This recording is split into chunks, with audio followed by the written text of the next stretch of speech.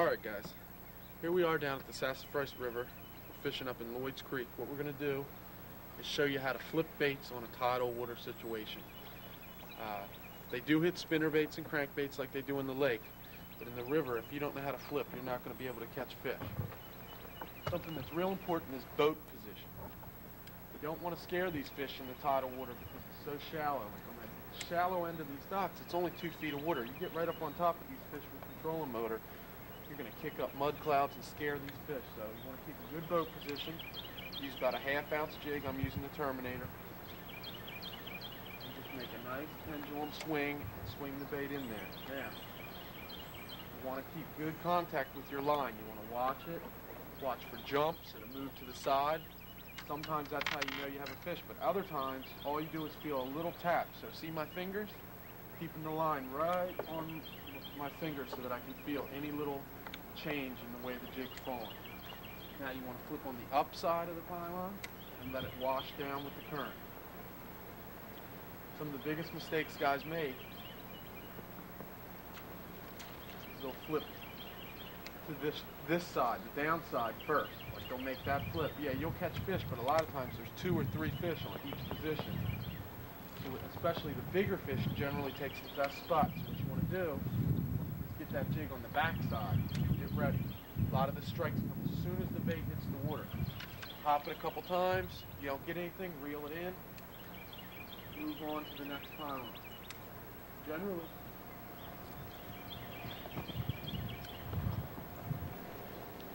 Terminator jig, green pumpkin, black trailer, rattle band, recessed eye. That's the key. Keeps you out of those line snags. Keep the boat again at a good position. Get it all the way up under those pylons.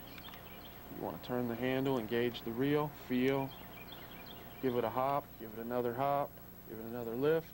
No hit, bring it back in. Slowly move on to the next pylon. Real subtle splash. You don't want the bait going way up in the air and going boosh, making a big splash in the water. The better fish won't hit that, especially on places where they're pressured. Nice. 3. A lot of times the fish are either on the first 2 pylons or the last 2 pylons, depending on the depth of the dock. But it's always worth it to flip every set of pylons. Again, the worst mistake I see a lot of guys on these rivers make, they'll hit this side of the pylon, but then they'll turn around and go opposite of the current and pitch this way. That's a mistake.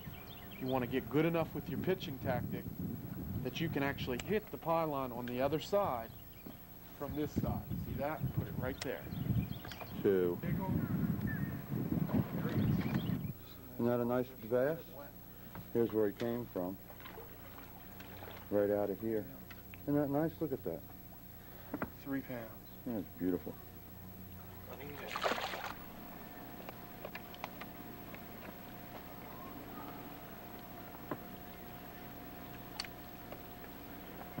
Yeah.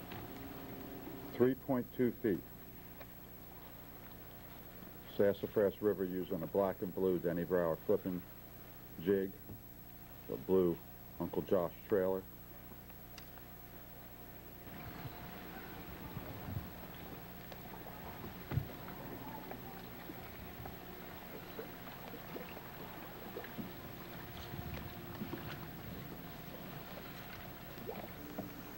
These are the docks right across from the pads. That's the pads over there that we work with, where we've caught the 5 and 6 pounders and lots of 3s and 4s back there in the Freeman Creek.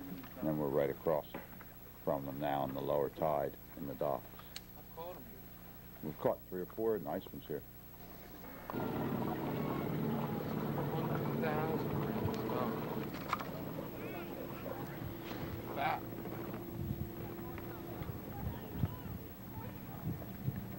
Fat fish.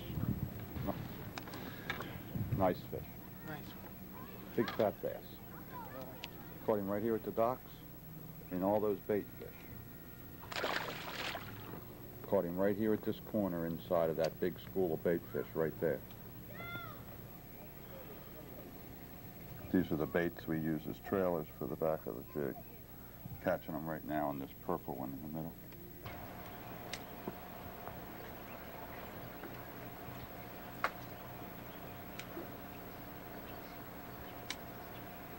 see what the size. This looks like it's big enough for the tournament. Terminator jig does it again in the tidal docks, man. If we can pull some more out of here. Came right off of this pylon. Here's exactly what you do. Take this bait, Terminator jig, with a Zoom super chunk on it. Just resembles a crowfish. It's a 1/2 ounce bait, makes it real easy to flip, loaded up with Mega Strike, which I believe makes them hold on a little bit longer. And I just put it on that pylon the same way I just did there. You lift it, you just felt the line get a little heavy. That time I didn't even feel him move to the side. It just got a little heavy and then you whacked him. There he was. Steve just said to me, man, look at that rock pile that's back there. Now that it's dead low tide, he said, how come they don't hit on that? I said, they do. I caught him off that ladder before, and I threw right back to the ladder. And this one hit. Let's take a look. All right, not too far up, we got another one. Even though this is not a monster by any means, it just goes to show you another fish on this technique. Caught a bunch of these today. That's just a tiny one. That one came off of that pylon right there, and he fought hard, believe it or not, didn't he, for that size? Yes, he did. Let him go right into the pylon where he came from. Flipping that black and blue jig. This time it came off of one of the outer pylons. Most of the time they come off of the main dock pylons themselves, but this time he was a little on the outside. Now the space underneath these type of docks like this is typical of many lakes and reservoirs across the country. If you can't put that jig up underneath those docks in that small space, sometimes you just can't catch them. You've got to be able to skip it under at least a foot or two, and sometimes even all the way to the back. And that's only like a 5-inch space at most between the water and the top of the docks. It's practice even when we do it. Every now and then you hit the dock. This is really a technique that you need to practice when you're in your house or in your backyard or on a pond that's right near your house before you really take it out and try to do it on a tournament level. Even as much as I practice and as good as I am at it, I'd say on 1 out of 10 flips, see that just there, you will hit the dock, especially when you're talking about spaces that are only 4 or 5 inches long. And that turns the fish off when you make that noise. They want it to be just like I just did there. Right under there. See, now we're 20, 25 feet away from the dock. A couple things you can do if you're first learning. I prefer the jig just because that's my bait of choice, but if you're really learning, what you want to do is take a soft plastic bait, like a tube bait. The only key with that is, one, you want to use a heavy enough weight that weighs about the same as your jig, especially when you're learning, but you want to peg the weight. If you don't peg the weight, unless you're really good at it and are used to it, that weight sinks before your bait can skip under, and it won't skip the way you want it to. But sometimes the plastic skips a little bit better when you're first learning than the jig. I use on some of these smaller lakes or even some of our bigger lakes and reservoirs. One of the most common things I see a lot is when guys are flipping docks, they just run from dock to dock. Now there are times when I'll do that when the fish are really locked onto the dock pattern.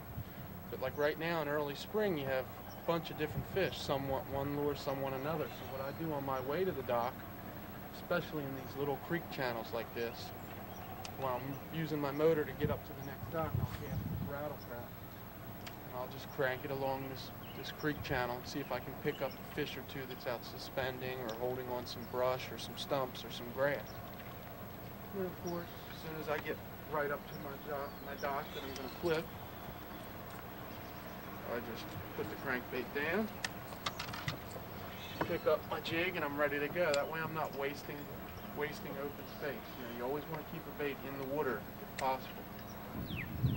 That's just flat out what they hit. And you can't catch them on the spinnerbait. You will catch them. A guy will embarrass you. Coming right behind you, fishing other lures, and it's just the fish. It's not even him. That they want that bait. Yeah. What it is, it's a reaction strike. That's why you want the heavy weight. Look how heavy this tungsten weight is. See that? There's times when they want the bait to fall real slow. But most of the time, the reason they're hitting is because they're hanging down there, they're sitting down there on the pylon or in a tree. And this bait hits the water right in front of their face, and it goes whoosh, like that really fast because of the weight, and they just hit it. If it falls slow, they'll look at it, and they'll kind of look at it, and they'll